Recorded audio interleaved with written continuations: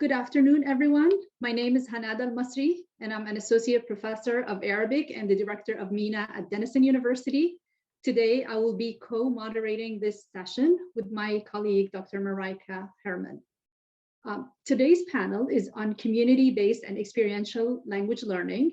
This is the last of a series of workshops sponsored by the 5 Colleges of Ohio Language Colloquium. In this panel, presenters will talk about incorporating community-based or experiential learning in their major and minor courses to enrich the language curriculum. They will also address some opportunities to enrich students' experiences outside the classroom, and we will talk about how to design an interdisciplinary short-term language experience of campus programs. Mareike, would you like to say a word? Sure. Hello, everyone. My name is Mareike Herrmann, and I teach German Studies and Film Studies here at the College of Wooster. I'm also affiliated with the Environmental Studies interdisciplinary program, major and minor. And I just wanted to briefly tell you about the format of the session of this webinar. We have 4 presenters, and each of them has been given about 15 minutes to present their work to us here. And we will have time for questions, but we decided that just in the interest of time that we would save them until the end. But we want to encourage folks to put any questions that come up during the presentations into the chat, and we will keep track of the chat and the names in the chat, and then we can either read them at the end, or if you so choose, you can present your own question or ask your own question at the end.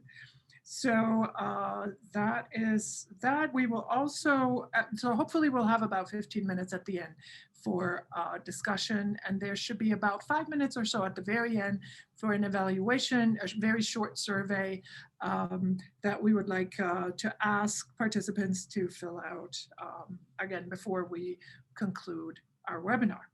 And so one other just short note is you might want to choose the speaker view so that you see the person who is presenting at the time in your Zoom window.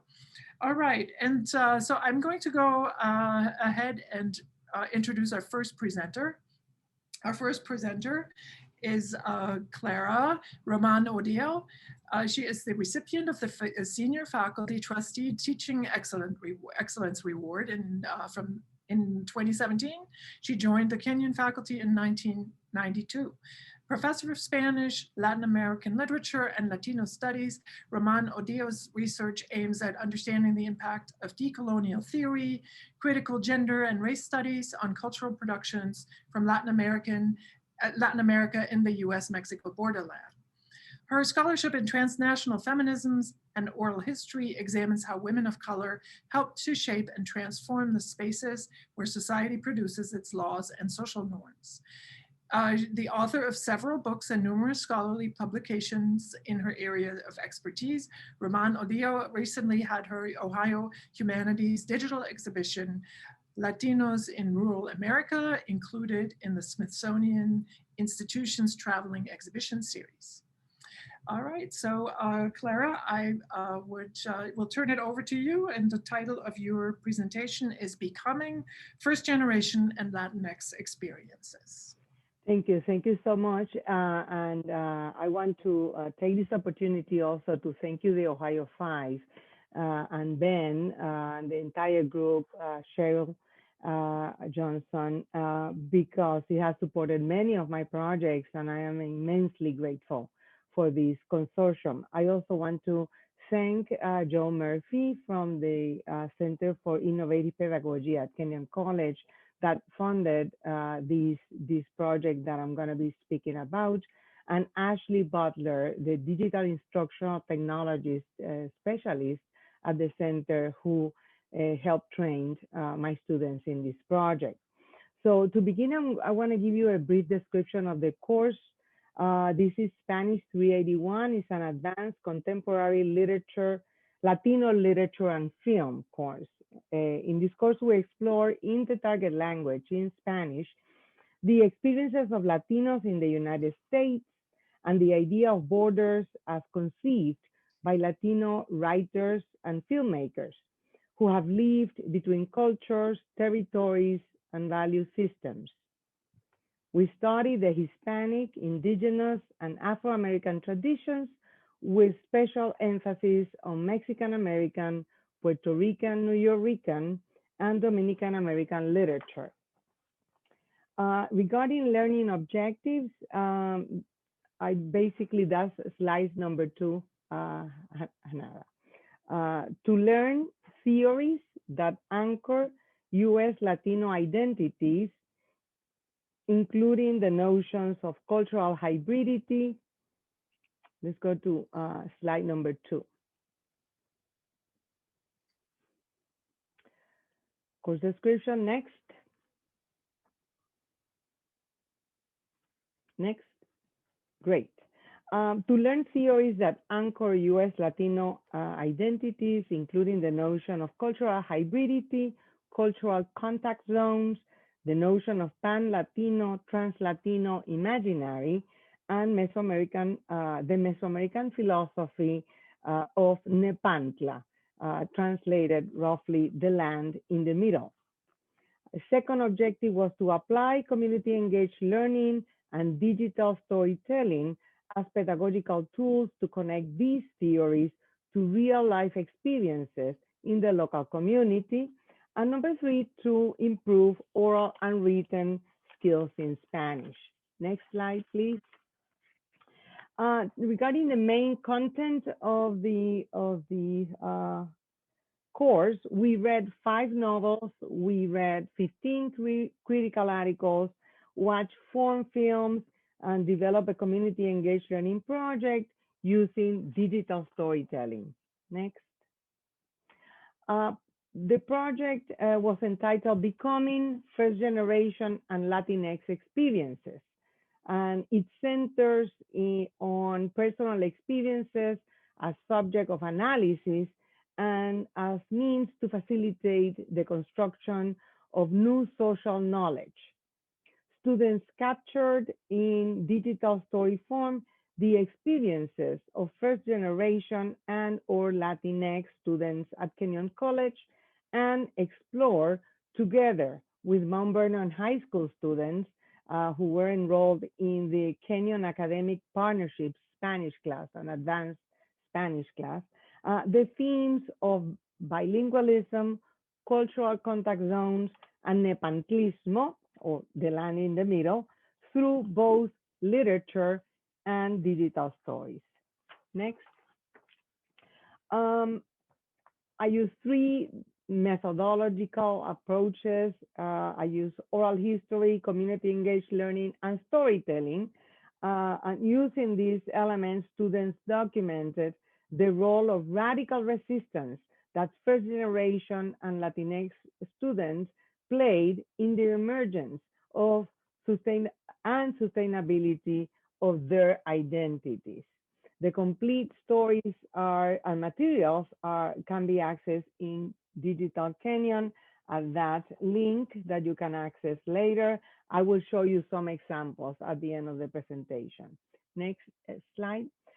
In terms of the CEL, or the Community Engaged Learning Objectives, basically to learn about our local Latinx and first generation identities, values, and perceptions of self and others. Second, to develop cross-cultural understanding, and by this mean rather than appreciation of the other, dialogical engagement with the other, and to help identify asymmetries of power and resources that Latino and first generation students may experience, which can go fully unnoticed by a person considering herself or himself socially privileged. The underlying assumption here was that sharing these stories would lead to positive intercultural exchange and growth. Next, please. In terms of the process, students engaged with digital storytelling in order to collect stories about Latinx and first generation students on our campus and or Mount Vernon High School, including their own stories, and share this content with the community at large. Digital media instructional technologist Ashley Butler trained my students in digital storytelling during 3 class periods and also helped open lab hours for consultation. In addition, she attended and supported our high school partners during 3 class visits. Topics for this training included what is digital storytelling and how can we do it, values and ethical practices, where to find digital stories, examples of them, resources and tools for creating a digital story, and interviewing techniques. Next. In order to assess the project, we engage with critical reflection. We employed an integrative, formative, and summative assessment to help students improve and integrate the quality of thought and action as it is described in the study by Ash and Clayton, published in 2009. And this, I am going to show you, if you can click on the first link, please. Here I'm gonna, before I talk about learning outcomes, I wanna show you some of the testimonials, and I will also want to show you, it's not showing. Hanada, you'll have to switch your share. Yeah. I do? No, Hanada will. Okay. She launched it. It's coming. Okay. So I'm going to show you the testimonials, some testimonials from students, and I also, okay, and Hadana, I'm going to read them and then we scroll down. Okay, let's start with the first one. The first one is by Scout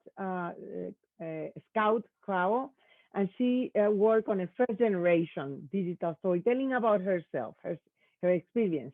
The final stage of the project had the most profound impact on my learning and personal development as we shared our digital stories with an audience of peers and professors.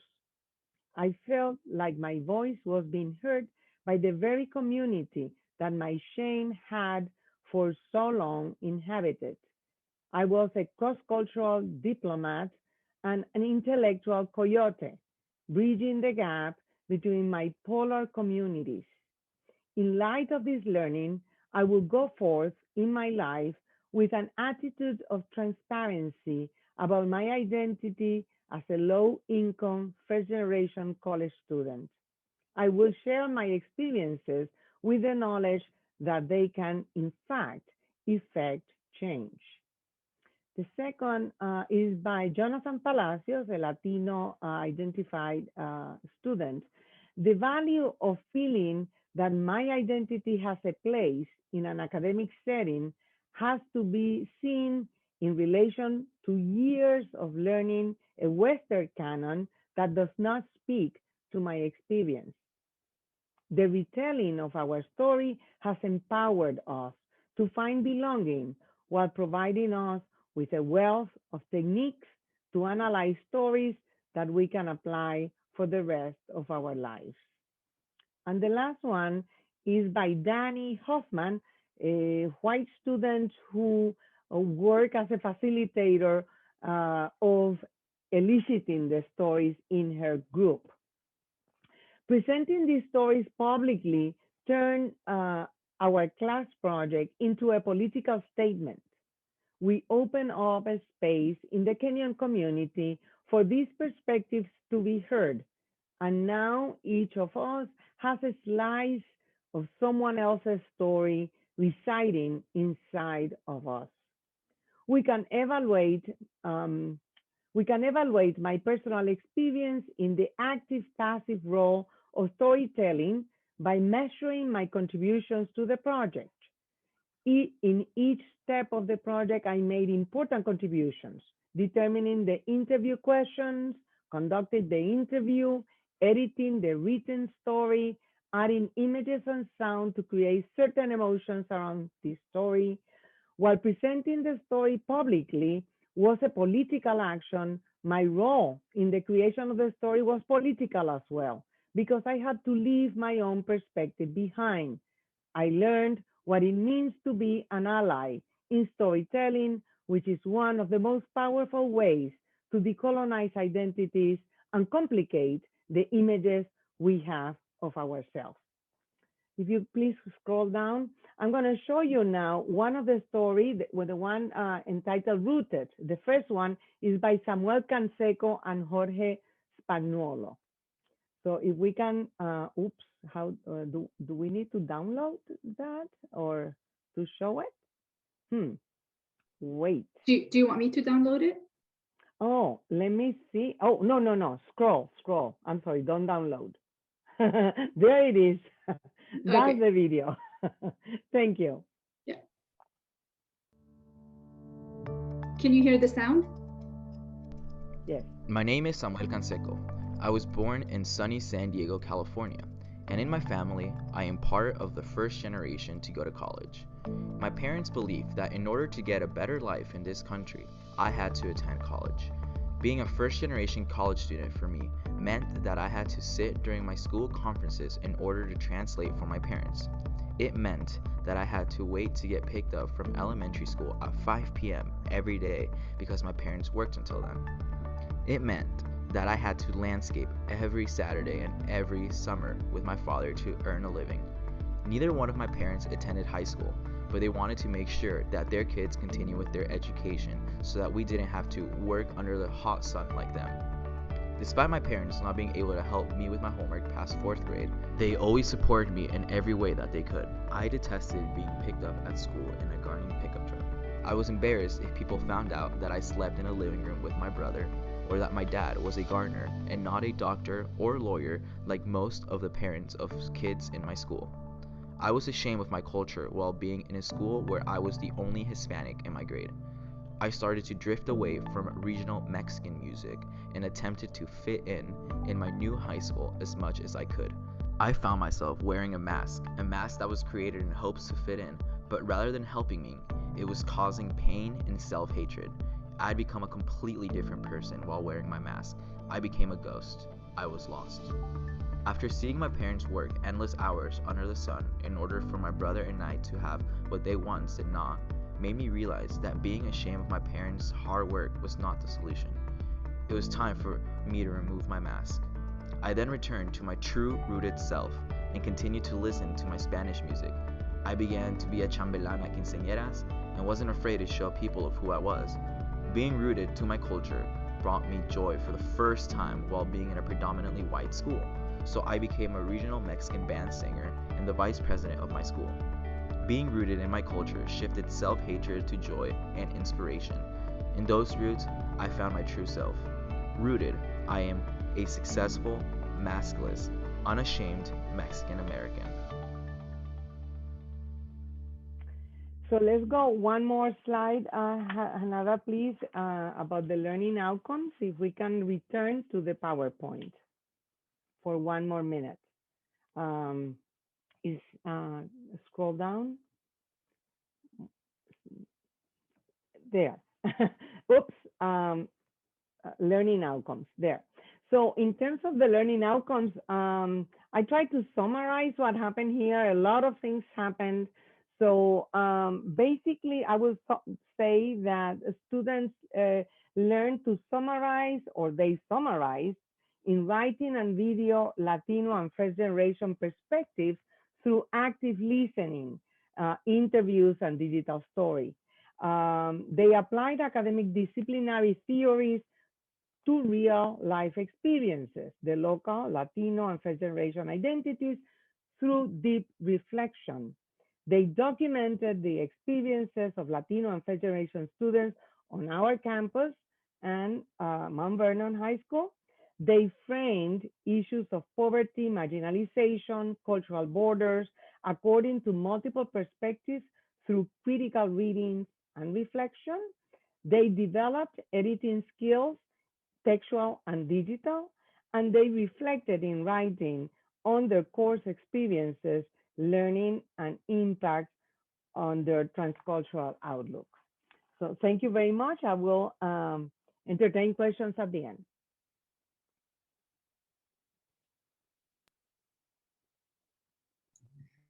Thank you very much, Clara. That was fascinating. And thank you for including the testimonials too. That was wonderful. And what an inspiration.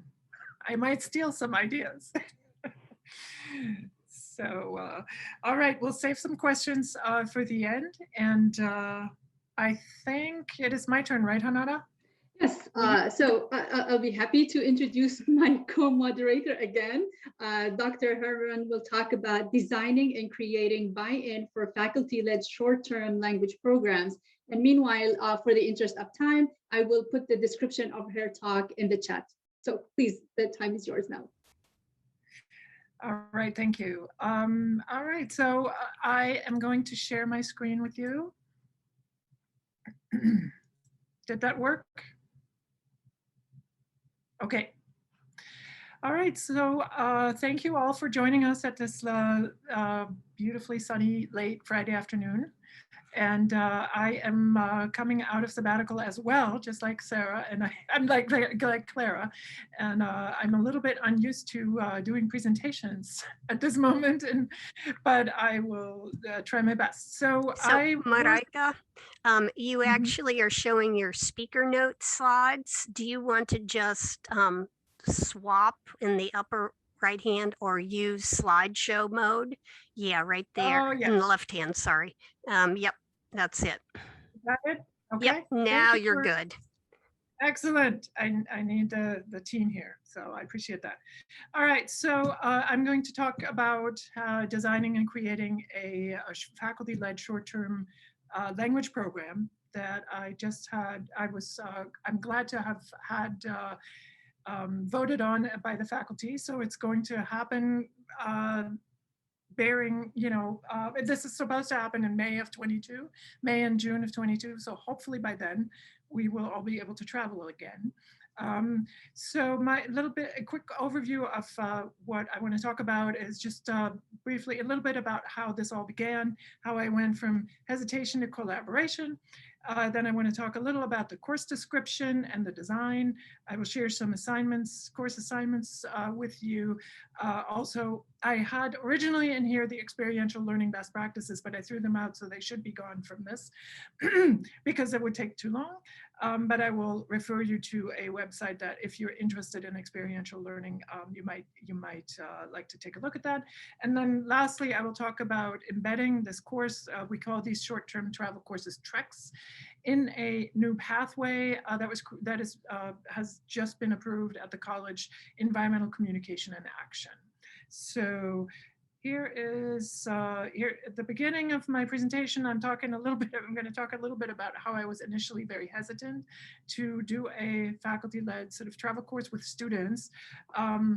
I was hesitant about the risks involved.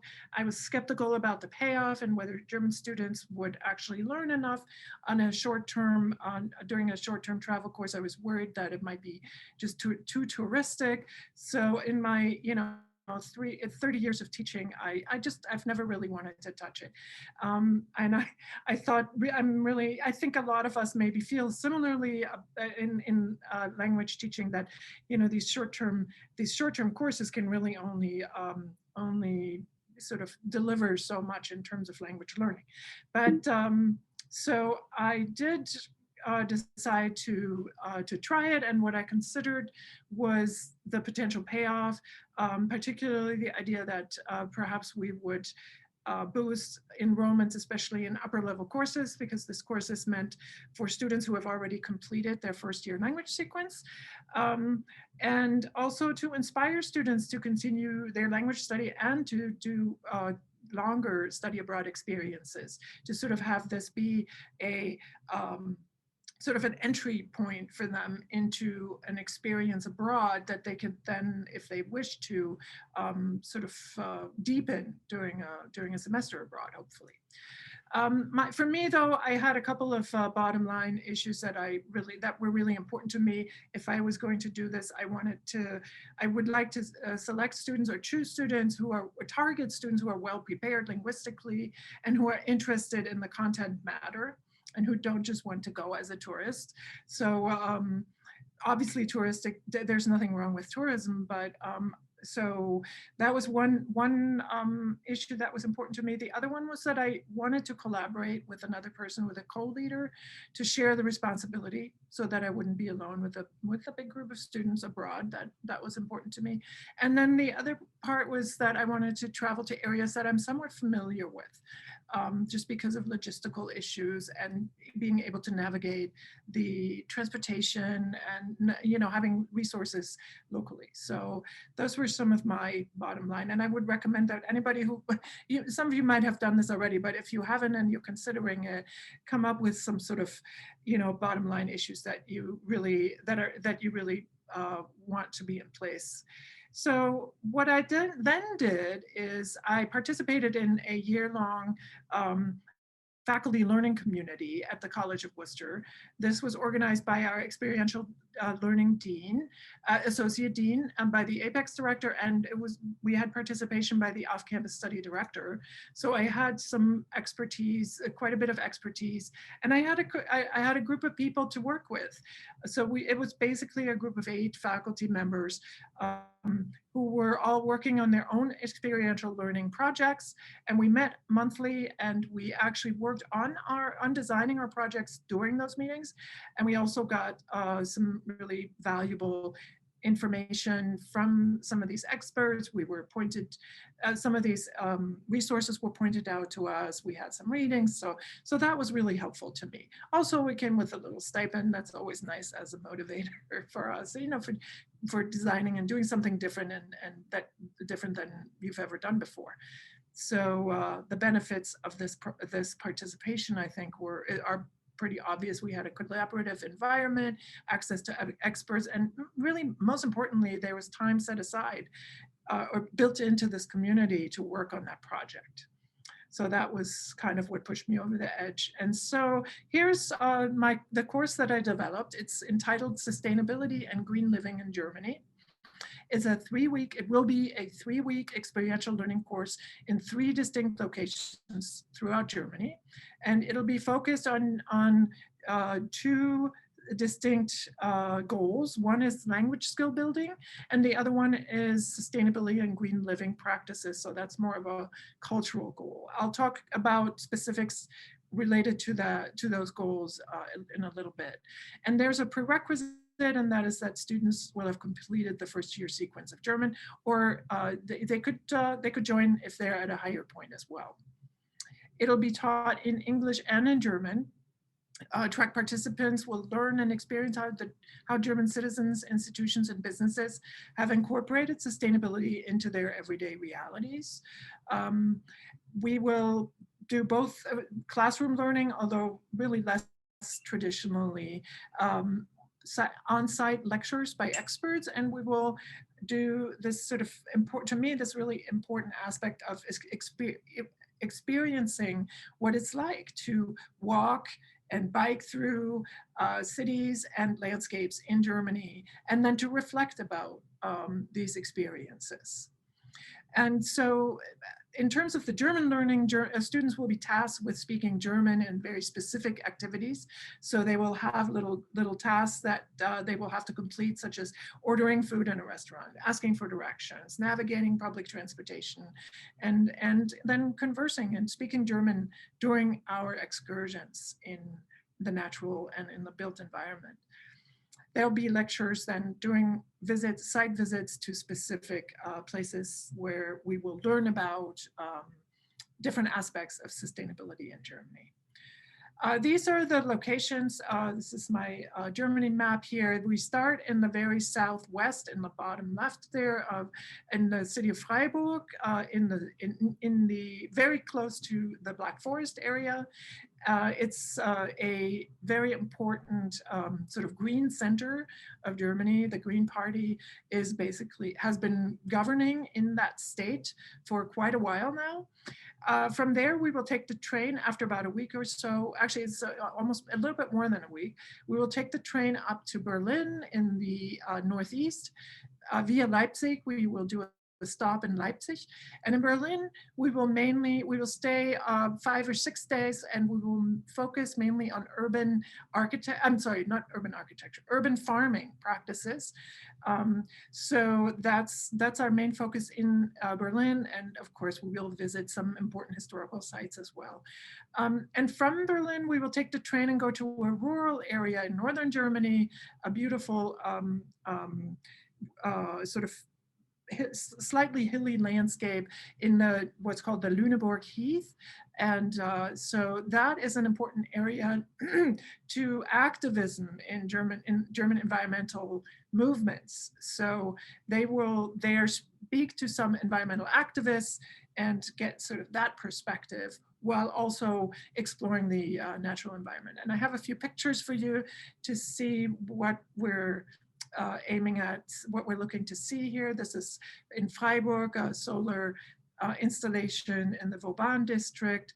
Here's some pictures from urban gardening at the Tempelhof airfield, which is not an airport anymore, but it has historical significance for Germany during the Cold War, and is now an outdoor recreation area, and is very sort of, has lots and lots of really interesting activities for people, including urban gardening. And the last region in the Lüneburg Heath sort of looks a little bit like this. And I found this wonderful eco-friendly hotel. It's really more of it's sort of a glorified camp, I think, I would say, even though it calls itself a hotel. So this is our third stop. And just a couple of the goals here, the conceptual and cultural goals. I want the students to learn about Germany's technological innovations and inventions that are designed to reduce the carbon footprint. I want them to identify, contextualize, and compare their own and German environmental attitudes and practices. And I haven't mentioned this yet, but my partner, my co-leader for this trek will be a professor of environmental psychology who works in her research. She's a renowned expert in the field, Dr. Susan Clayton. She works specifically on environmental attitudes, so she will be wonderfully helpful. And then also to navigate German cities independently. This is just sort of a goal that I think a lot of our students are not from cities or are not familiar with cities, and certainly not foreign cities. So, and in terms of German language goals, these are the types of things that I want them to accomplish are things that are built on what they learn in the classroom in the first year German sequence.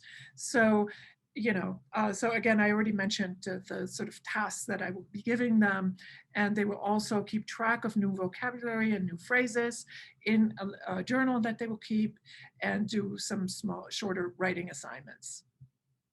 I wanted to give you a sense of what kinds of assignments and activities I'm asking them to do. We start with 3 pre-departure meetings in the spring before we leave, long evening meetings where we will do some background reading on German environmental history. We'll also devote a session to vocabulary building that is more specific to this topic. And they will also begin to prepare for an independent travel weekend. I'm giving them 1 weekend to travel in small groups that they can plan themselves, where they can plan a short trip to another location, and where they will be off on their own. So fingers crossed that it will all go well. Yeah, they have this language and culture journal that I want them to keep, where they record new phrases, new vocab, and do some informal writing. They will also have reflection essays. So reflection is a big part of experiential learning, as we heard in Clara's presentation as well. So they will have different topics to reflect on usually after we visit certain sites. They will also do a narrated slideshow, which I will present to their fellow students about their travel, their independent travel weekend. And at the very end, I'm asking them to put together a sustainability and everyday life digital project. I have a little bit more specifics on these types of assignments. So I'm not going to read it all, but this is sort of something that you can read it yourself. what kinds of things to reflect on before they even leave. I want them to sort of tell me about what they're bringing to the class, what they're excited about, what they might be concerned about while we're there.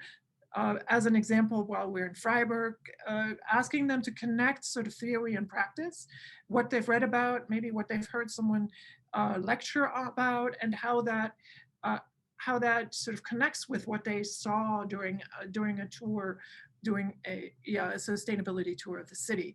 So that's a way to sort of bridge the theory and practice. We're in Lüneburg, when we'll be talking about to some of these activists, asking them what they found notable about it, what their opinion about nuclear energy was before, and whether it has changed at all. So these are types of reflection assignments that I'll give them to write about during the trip. The digital project is something that could end up being something like what Clara noted, like a digital storytelling project. It could become a video like that, or it could also just sort of, they can pick the format. It needs to be digital, and it will combine their own images. It will combine short video clips. If they've spoken to anyone in Germany, they can include that. And I want them to narrate sort of their projects sort of in a voiceover. So where they provide some kind of commentary. And I'm giving them some topics that they can choose from. So it could be recycling, renewable energy, it could be zoo or park management, urban gardening, or the history of outdoor recreation. Those are some topics that they can choose from and focus their digital project on. So, and then I just wanted to briefly mention, and I think I'm probably out of time here. So the fact that I was able to kind of embed my new course idea right away into a new pathway at the College of Wooster. Now, I don't know if this might not be a program that others that we have at other colleges, but I'm sure that you have majors and minors that are interdisciplinary that you can connect with.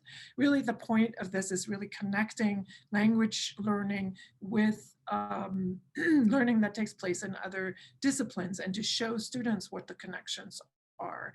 So this new Pathways program at the College of Wooster is a program where students can explore potential career fields through a pairing of a number of courses. And one requirement for it is that there's a experiential component, and that could be a variety of things that students put together, these pathways themselves, and they choose what it is. And my course will be one option among numerous others in this environmental communication and action pathway that they can choose as their experiential component. So I also will cross-list the course with environmental studies, or hope to get it cross-listed. And yeah, so the benefits of doing this kind of thing is attracting students across the curriculum, embedding language learning in other academic fields in the tradition of languages across disciplines. So I have a couple of final thoughts, or maybe advice, I don't know. What I would encourage people that are interested in doing this, and again, mind you, I haven't led the course yet, but just in terms of designing it, and my experiences here are make use of resources that enable and support experiential learning at your institution. I'm sure there are offices, groups, stipends available that you could tap into that will help you design something in this vein. Don't reinvent the wheel. Use professional networks and listservs to get input and sharing of syllabi, for example. I did that and I got very, very helpful advice, and also contacts that I was able to people that I was able to contact in country that would be that would help us while we're there, and that would maybe be willing to give a lecture or give us a tour. Use resources from the National Society of Experiential Education. The website, I listed it here. Maybe we could post that into the chat as well for anyone who's interested. There's lots and lots of really good advice in there, and lots of good resources. Then connect with interdisciplinary programs at your own institution, seek out partners on campus, and obviously work with the off-campus study office, as I'm sure you all have examples of these types of programs. So I'm hoping that you got something out of the presentation, even though I haven't actually taught the course yet. So some of you might actually have more experience in the practical running of a course like this, and we'll see how things go. Thank you very much for your attention. Thank you very much, Mareike. This is very interesting, and I really particularly like the interdisciplinary aspect of it. So thank you for also being observant of time. Thank you. I guess we're next, right? So in what follows, I will be co-presenting with Cheryl, so we'll be alternating. Cheryl, yeah, thank you. So we will be presenting two projects about understanding Arab American narratives through two digital projects. Next, please. So the first project we'll be talking about mostly is the Arab American community in Central Ohio, negotiating cultural identities and adapting traditions. This project was conducted in 2018. And a more recent one that was conducted this year, 2020, 2021, America as an Arab American narrator views it. So most of the presentation will be talking about these projects. What we'll be doing today is alternating, Cheryl and I. So we'll be talking about the project overview, the practical aspects of the project. Cheryl will lead us on the platforms used, the student training. I'll talk about the incorporation of those projects into my curriculum and some course assignments, and we'll end up with students' experiences. So the first one is as the overview. As you can tell from the title, those projects are designed with an overarching goal of understanding and broadening students' understanding of the Arab American experiences in the United States and their identities, both historically and in more contemporary times. Thus, we ask two central questions in both of these projects. In the first project, we focus on the question of hyphenated identity and how it is shaped by mobility and migration in modern times. And by modern times, I mean prior to post-World War II. The second project focuses more on understanding the historical perspective of the first wave of Arab immigrants into the United States around the 1800s, and who later became known as Arab Americans. And we asked the question, how did the environment, both political, social, cultural, and economic in the United States shape the collective identity of Arab Americans? So we had multiple goals for the, if I may talk about the first project, goals related to students, goals related to the community, the Arab American community, and personal goals for me as a teacher and for Cheryl as well. So for students, similar to Clara and Mareike's objectives, we really wanted to create this rich opportunity for students to practice their Arabic language skills outside of the classroom, to build their interpretive, interpersonal, and presentational modes of communication by talking to actual native speakers in Columbus, visiting their homes, observing their cultural norms and traditions. We also wanted to enhance students' engagement outside of Denison, you know, just like all of us in being in liberal arts context, we wanted them to get out of that bubble and really connect to the community so that we can build that sense of understanding and empathy as well. And you will see this reflected also in students' reaction. As for the community, we really wanted to give back. Being an Arab American myself, I felt the duty that it is a shared knowledge that we're creating in here. And so we wanted to give the Arab American community cultural visibility and giving them the voice to actually talk about their own values and traditions and customs. Another reason is really one way of fighting the negative stereotypical patterns that are often associated with Arabs in this country. And so we wanted to demonstrate that the Arab American community is really an active, engaged citizen, and by highlighting what are some of the services that provide to the community. The selfish reason is for me, basically, I wanted to depart a little bit from the textbook. None of us are happy with one textbook or multiple textbooks, so we're always supplementing. So I wanted to create my own authentic, lively material for students to use and supplement the Arabic curriculum. And I also wanted to, as the MENA director engaged in MENA studies, I wanted to expand scholarly opportunities for students to conduct research on the MENA region. So that was one of them. And as a matter of fact, the second project was carried by one of our MENA students who used that to fulfill her MENA experience. So she was right on that front. And that reason for scholarly engagement is actually what led to the creation of the second project on America and the historical perspective. As for the methodology, so all of these oral history digital projects, part of it is storytelling, but that's a little bit different from the sense that Clara was talking about. We conducted face-to-face interviews. In the first project, we had 6 interviews, 8 narrators, 2 of them were men and 6 were women, and they represented different Arab countries, including Jordan, Egypt, Palestine, and Sudan. And for the second project, 2 students conducted 4 theme-based interviews with 1 narrator, Miss Jackie Homsi O'Keefe, who shared her history, the history of her family of an Arab Syrian Christian descent.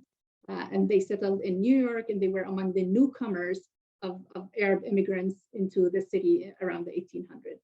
And that was really very eye-opening to all of us. As for the outcomes we were hoping to achieve, I am happy to report that I think we were able to successfully achieve the 2 goals that we wanted, or outcomes. The first one is the creation of an oral history digital archive in order to create that supplementary authentic material for language training. And I'm sure we will share the website with you later on, and Cheryl will talk about it more extensively. And the second outcome is the actual creation of a digital testimonial narrative record for purposes of incorporating digital scholarship in students' research. I will really have to acknowledge and thank the role of our funders. We got external fund for both projects. The first one was from the Digital Collections Grant from the Andrew Mellon Foundation through the Ohio 5. And the second one was sponsorship for the attending the inaugural Ohio 5 Codex Summer Institute.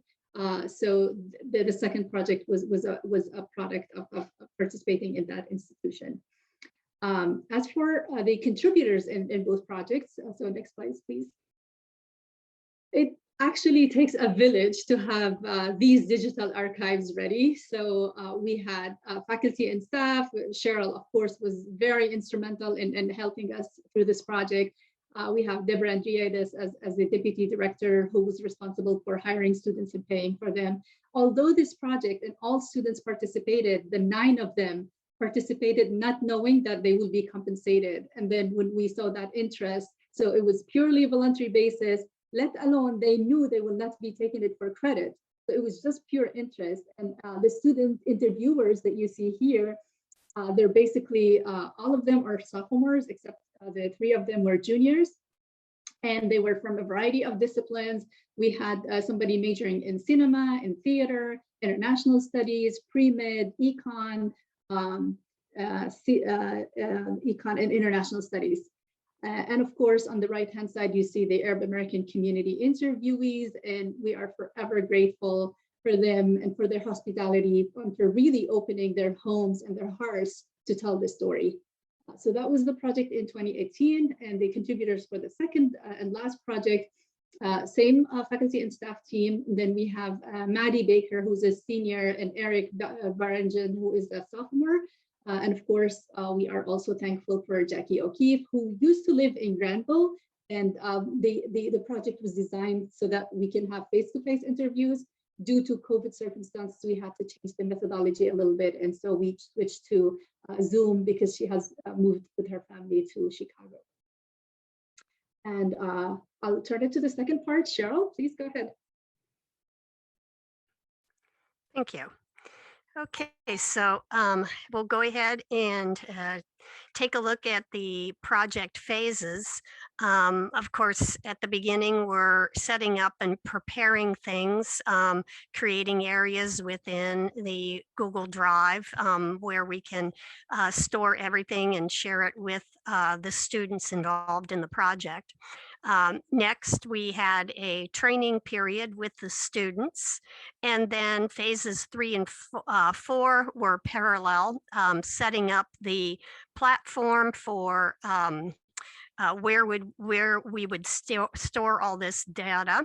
And then as phase 5, which continues to go on, we have plenty of material. We were working on transcribing, translating, and digitizing. And then phase 6 was making that website that we were working on in the background visible. So speaking of student training, we discussed with the students the 5 R's that are written about in this book, Practicing Critical Oral History, Connecting School and Community by Lemley. I really liked this book. There are so many books on oral history, and they can be rather heavy to get through. This one is just a very quick little read and is well organized. The person who wrote it was really thinking of high school students, even middle school, but these 5 R's apply extremely well. So we have reflexivity, relationality, responsibility, respect, and reciprocity. So actually at this point, let me just get out of the full screen. And I have in the speaker notes, if you've been with me before, so that you don't have to imagine things, I always put additional notes down here. So this is how she defines each of these. The reflexivity is really practicing this self-reflection, thinking about what do I value and why do I value it. This gets them prepared then to start really noticing and deeply listening. So you start building this relationship with relationality, building relationships with the community, with the people who may agree to be interviewed. And then you have next getting across the idea of the great responsibility that you have as an interview. You really are co-constructing a narrative.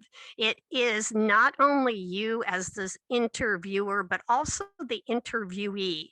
And again, going back to that deep listening or very careful listening so that you can really construct a story that reflects that individual's experience well. And then finally, that respect, honoring the processes and practices of gathering these stories, not just swooping in, gathering and not really respecting your community individual. And then finally, that element of reciprocity, giving back to the people, to the community. And this is why we have this public website, so that this is something that they can share with their families, with their friends, and also we can continue to use and study. So we have that reciprocity element. Okay, so let me go back to present. And this is where then the second part of the training happened. We did mock interviews in our classroom, and our 2 students who were doing the filming and the digital audio recording, they set up within this space, and we had students mock interview each other. And we really focused on thinking through what follow-up questions should you be asking, and really practicing that deep listening. So then I just want to again exit so that I can take you over to the website. I know it's going to get blurry because I'm going to scoochie things around. And this is our public website, the Arab American Project. This is what we have visible in the way of the videos. And we are using Omeka. When you click into one of the items within the gallery, you are going to see, and I'm just going to turn this off. Okay, and you're going to see that we have an index here and a transcript. So this is actually something called ohms, and I'm just going to stop that. And ohms allows us to put time codes in so that certain phrases can be searched on. And that allows students to go back through that area and search for particular ideas. Let me go ahead and go back to our Omeka site again. And students may also browse items and collections. So you will see that we have our 2 collections here that are accessible. And if we browse items, you also see some of the images that Jackie Humsey O'Keefe shared with us. So because we are using Omeka, we have our metadata here. And people can get to that particular file and see the Homsey storefront, for example, and read all about the metadata for further study. So I'm going to leave this site. And so the question now is, how did we get there? Well, I mentioned that we used the Google Drive to organize ourselves. So within this Arab American Community Project, our first area where we worked, you will see that we created all kinds of resources. So this is the reading that they had to do for the project. And then we also had something that we call back channel material, which gives us various bits of text that we need to get onto our public website.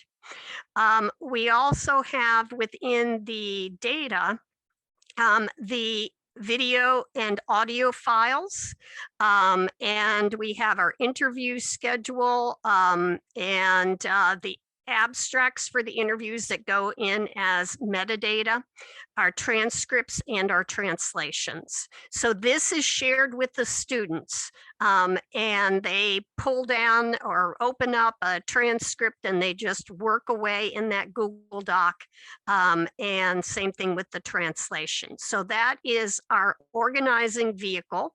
And then with the final versions of the videos, they exist on our YouTube site. And I'll just scoochie this on up again. Sorry for the blur. And then I'm going to scroll on down.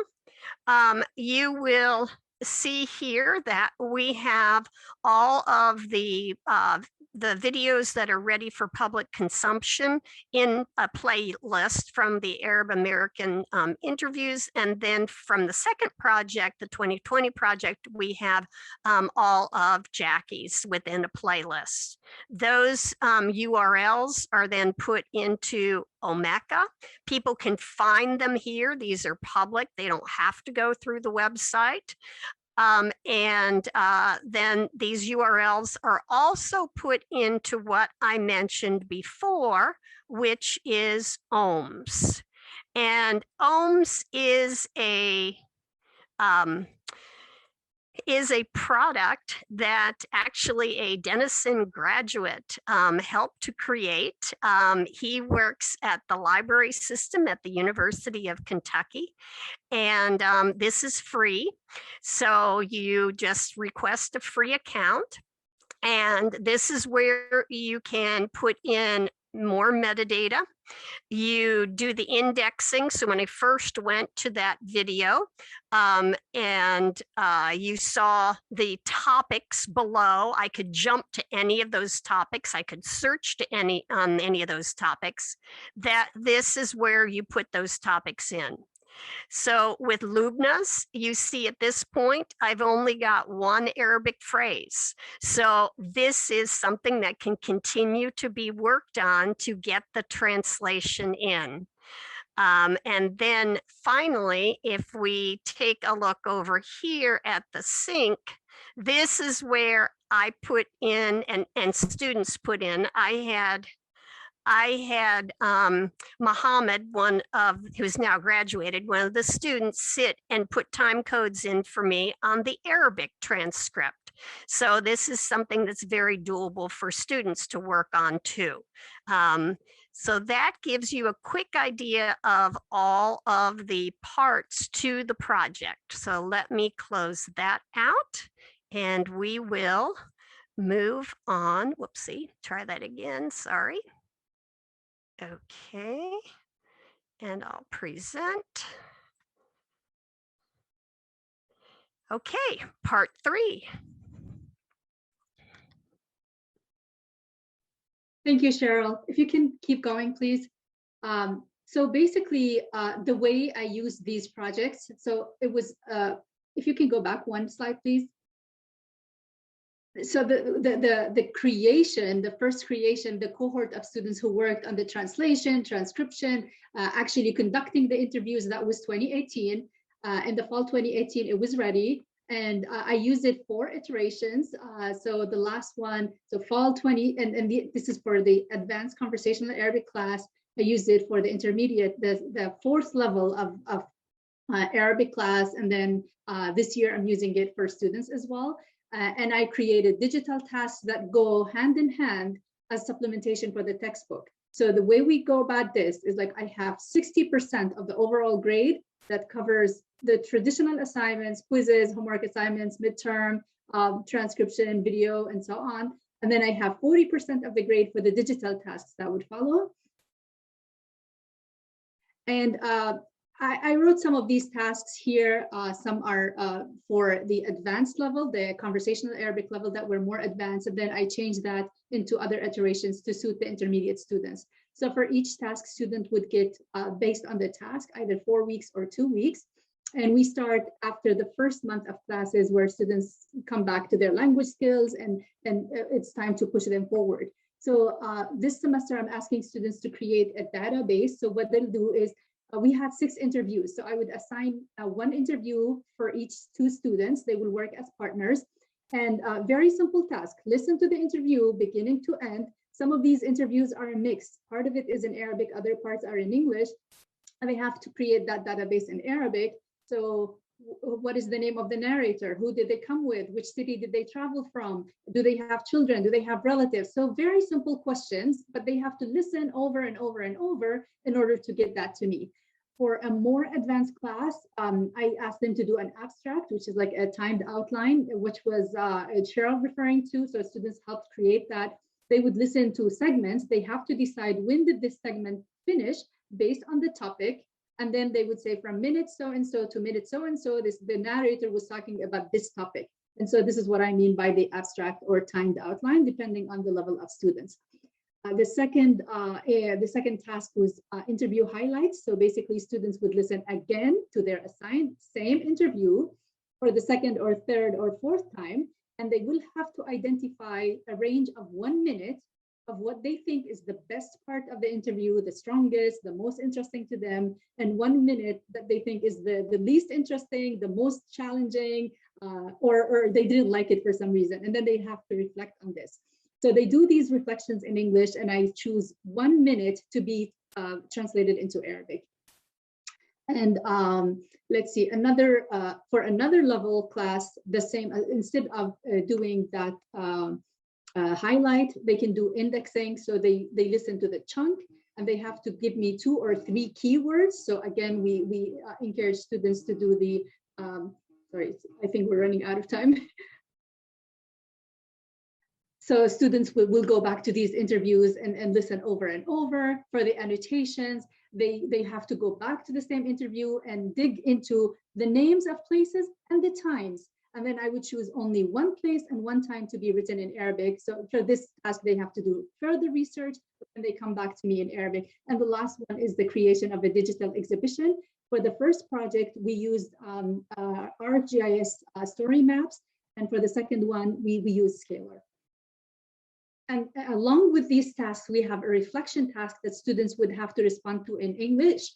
So for task 1, when they do the abstract, they have to reflect on main points. First, it has to be in English. They tell me about the linguistic challenges they face. They tell me about the cultural differences that they learned about. And finally, they tell me about the collaboration with their partner. How did it go? So this is an example from the conversational class. The 2 partners, Kira and John, they use the ArcGIS. Of course, here, anybody who knows Arabic, we could tell right away if we have spelling mistakes or structural mistakes, but at least those scaffolded tasks would be really used to show the visual representation of their project. And students had so much fun.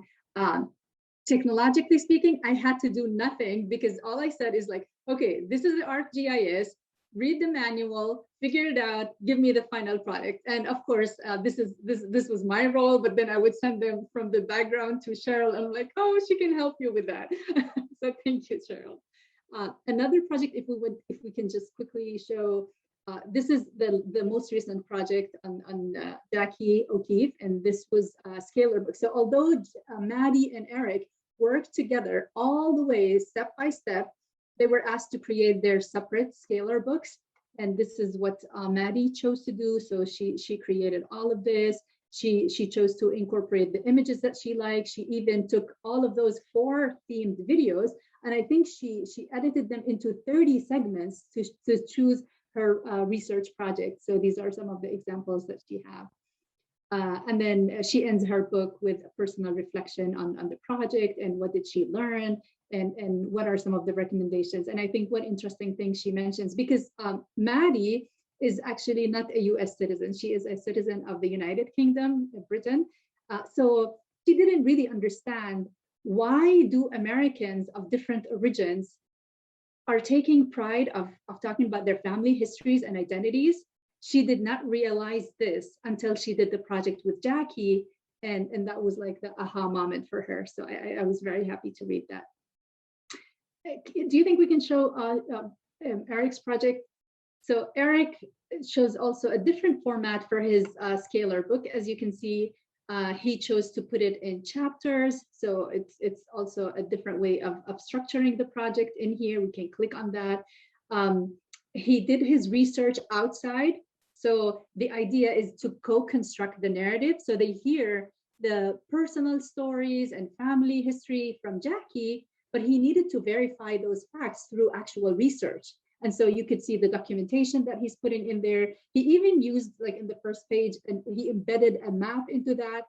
So Eric and Maddie came with us, along with Cheryl and Deborah, to the Codex Institute. And this was a great opportunity for us, like 1 week to figure out everything.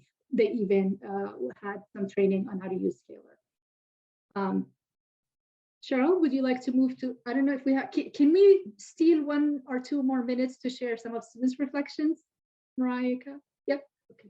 Cheryl, please go ahead. Okay, so we had the students do reflection tasks, which you've heard about from the others. This is essential whenever you're doing this kind of work. So you see the list here of the various prompts that they were given, thinking about cultural differences, linguistic challenges, etc. Let me just go down here. So here is a reflection on creating biographies. You see that this student said, I was interested in the fact that Suzanne felt felt a sense of duty as a wife to move with her husband to the United States. I feel like uprooting your entire life for your spouse is not something often seen in Western culture. Here we had a reflection on the exhibit. And you see highlighted in red that we have everything came together in a virtual story, referring to the ArcGIS project. In conclusion, this project helped me learn a lot about virtual collaboration, writing in Arabic, and ArcGIS, a virtual storytelling platform. And students mentioned how they can use this knowledge of the technology to implement other projects. So the first cohort said that Adam said he wasn't sure what to expect. He was one of our videographers and he was surprised and delighted by the stories. He found the hospitality overwhelming and getting to relive each experience as the ability to work with everyone else involved in the project. So he had a real blast going through and working with others. Jimmy says, going into the project, he expected the interviews to be very politically focused. Instead, the interviewees focused more on their cultural and familiar family experiences in America. Hearing about the experiences were very enlightening. So you see that delight. I'll go on to Hannah. This is less about my manipulation of the material or other videographer and more about conveying their stories in the most compelling way possible. These stories are often humorous, saddening, heartening, and inspiring. It's been a humbling experience and an honor. So really nice reflections that we've just called a few of them. Thank you. Thank you all, and back to you, Mareike. Well, thank you so much for your presentation and for that very detailed information. I always love seeing, the students' experiences as well. So we have some time. We have about 10 minutes at least for some questions for the presenters. So either you can put a question in the chat or you can just raise your hand and we will try to call on you and have you ask your question yourself.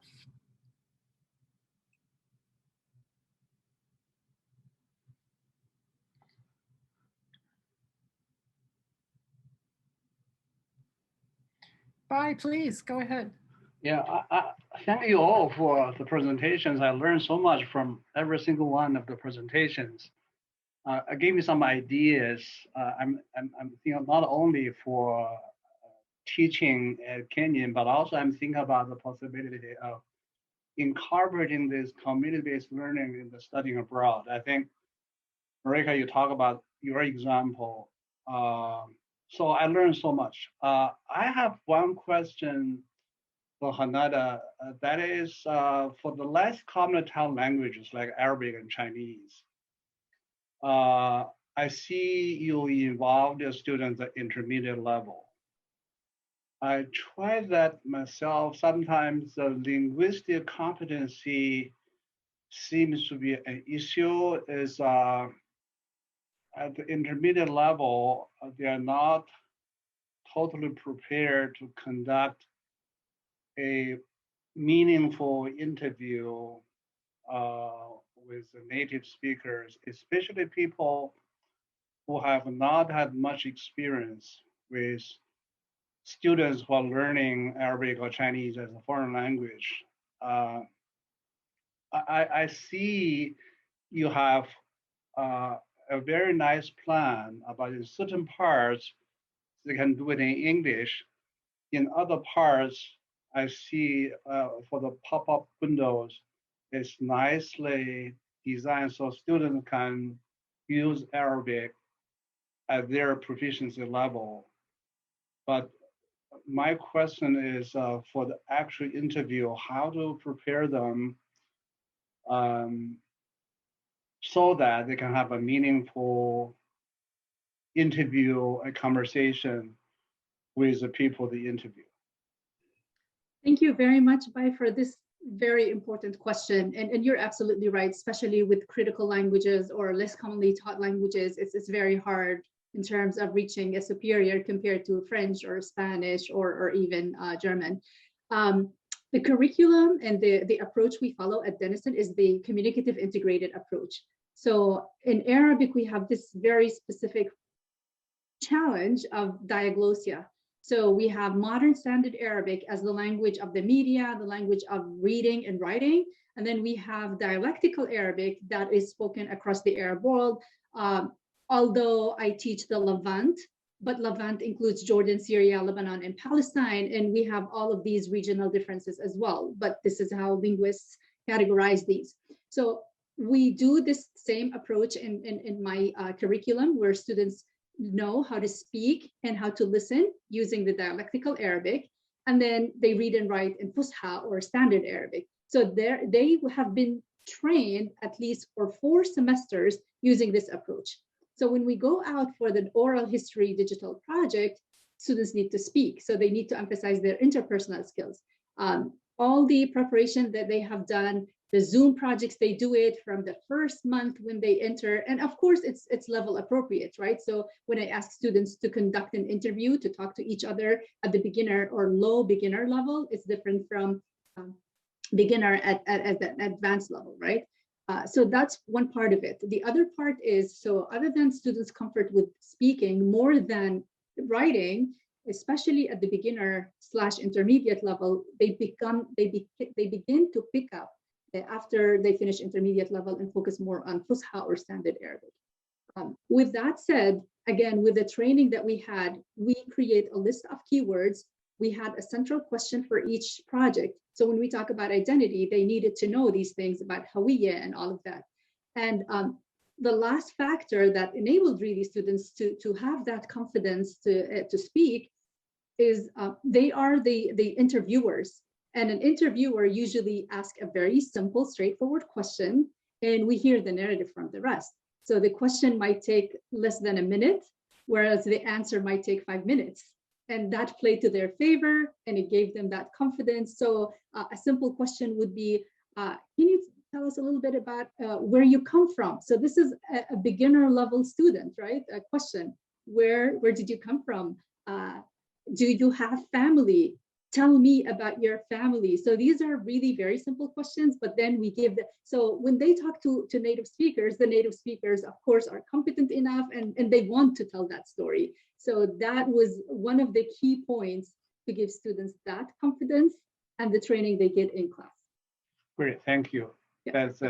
Thank you very much for the additional information, because I had various levels of successes in the study abroad program. For people who have achieved advanced low, advanced mid-level, these activities turn to be very smooth. But anything like intermediate high or below, and what we did in the study abroad program, I advise, is to find a language tutor to work with each of the students to prepare them. I like your idea. You and Cheryl have this very nice project that helps students to before they go out. Thank you very much. I think we have another question from Romero.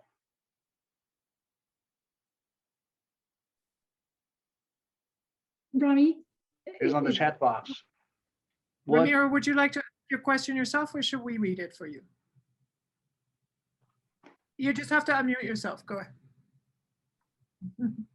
ahead. You can read it, please. Or just go ahead and answer it if you read it already. So what were, will I envision to be the most challenging aspects of our projects, all of us? What would you do different if you could? And also, what were, or do you think will be the most rewarding things for your students and for you? That's a great question. Thank you for that. Who wants to start? Should we go in order? Maybe Clara? Go ahead and start. Any or all of those?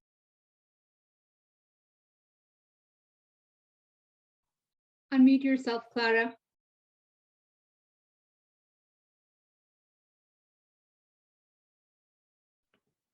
Yes.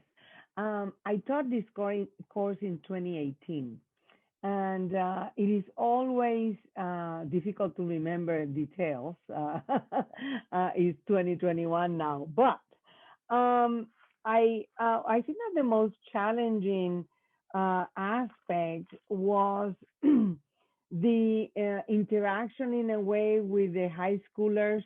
My students learn how to use the technology. I wanted the technology out of the way because I wanted them to focus on content.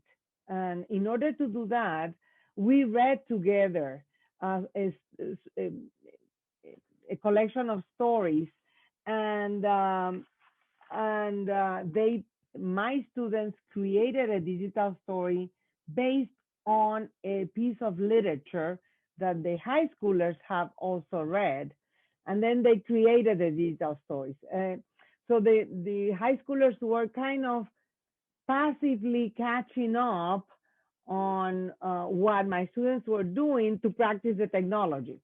And then we came together and we did the project. That coordination was hard, harder than what I expected, but we managed to do it. You can explore the stories in the archives. I think that the most rewarding aspect was how much they learned about themselves, about the community, and about their fellow college students. We had a big presentation, and it was packed. The community theater here at Kenyon was packed from the front row to the end. Faculty came over to the students to ask if they could use the stories to show it in their classes. So it was a very eye-opening experience for the students themselves and also for the community. The collaboration across the high school was harder because, as I said, there were some things that I kind of would do different, I think, but I will have to think more about how.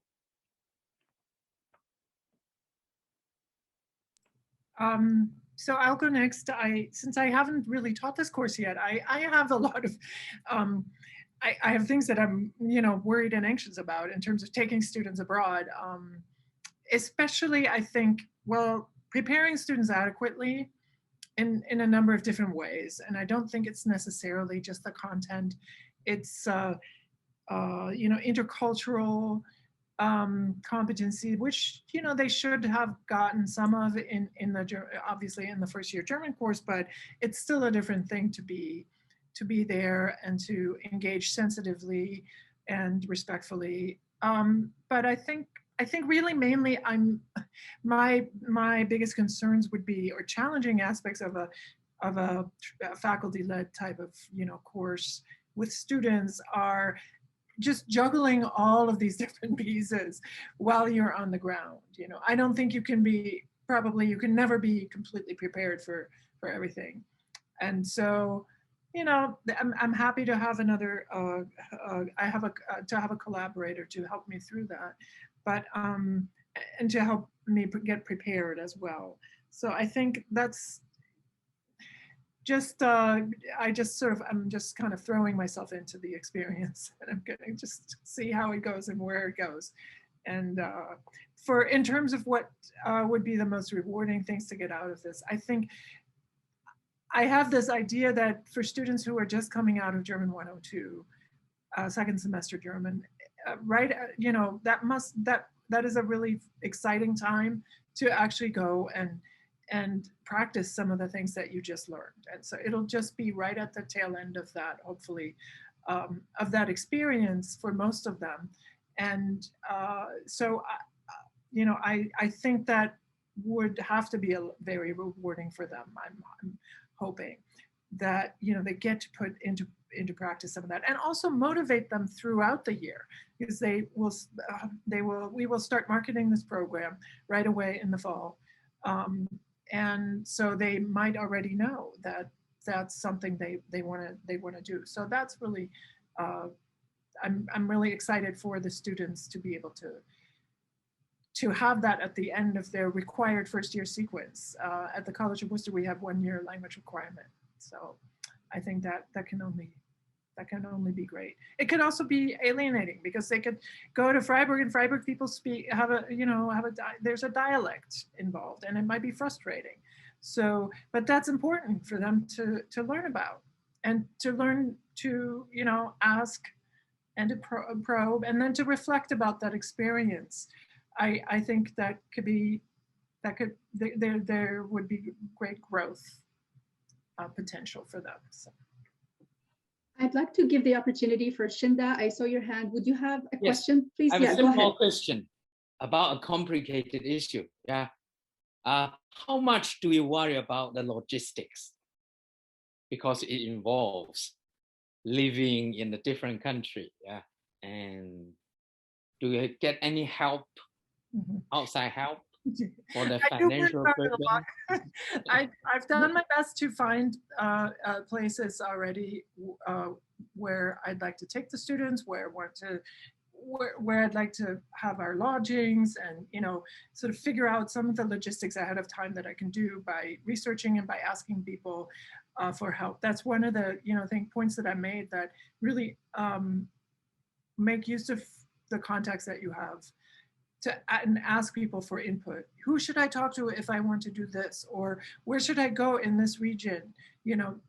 I think that's a really important thing to do.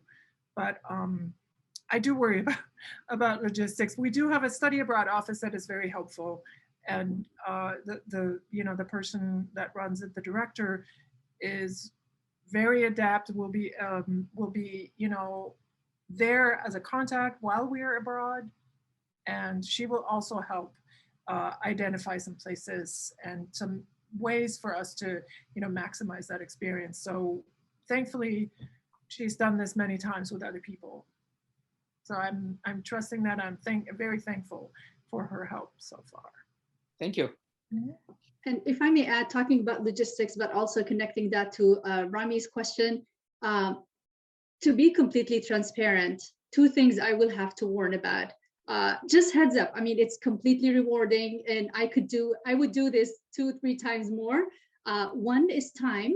It's really, really time consuming to prepare for the project. So although we started in the fall, we had to start preparing in the spring, reaching out to the community member, doing the IRB. All our student team had the IRB certificates, including us, Cheryl and I. So this takes time. It involves other people other than ourselves.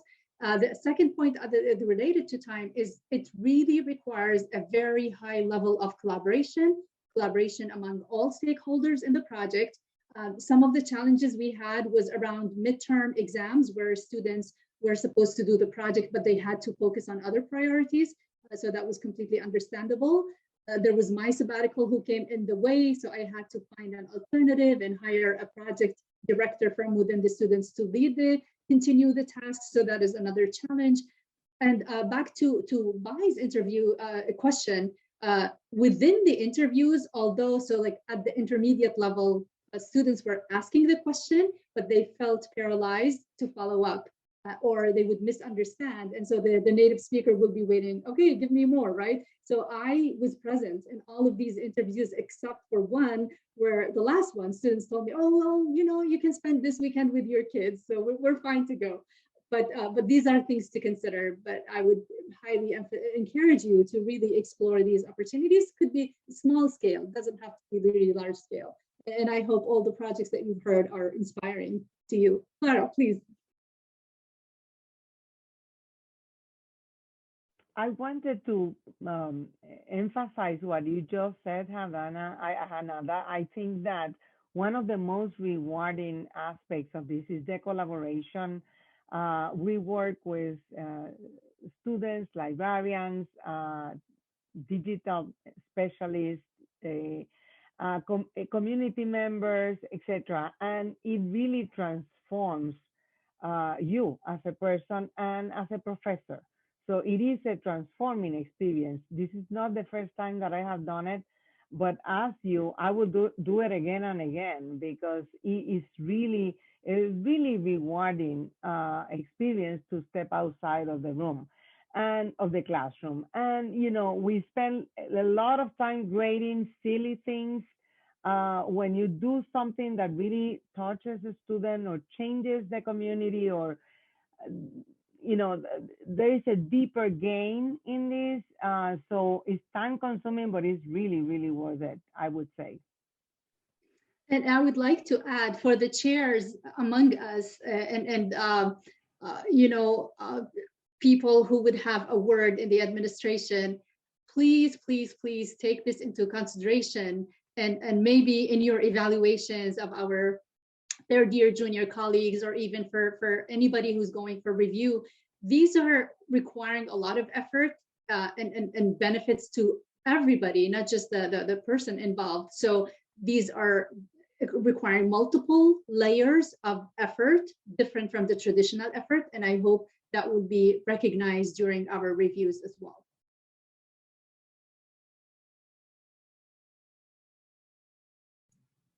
All right, maybe we should wrap it up. And I see Bai already put the link to the evaluation form, to the little survey of the webinar itself. So if you would be so kind as to take a couple minutes to fill that out. Any concluding comments or questions from anybody? All right, then I think it's time for the weekend.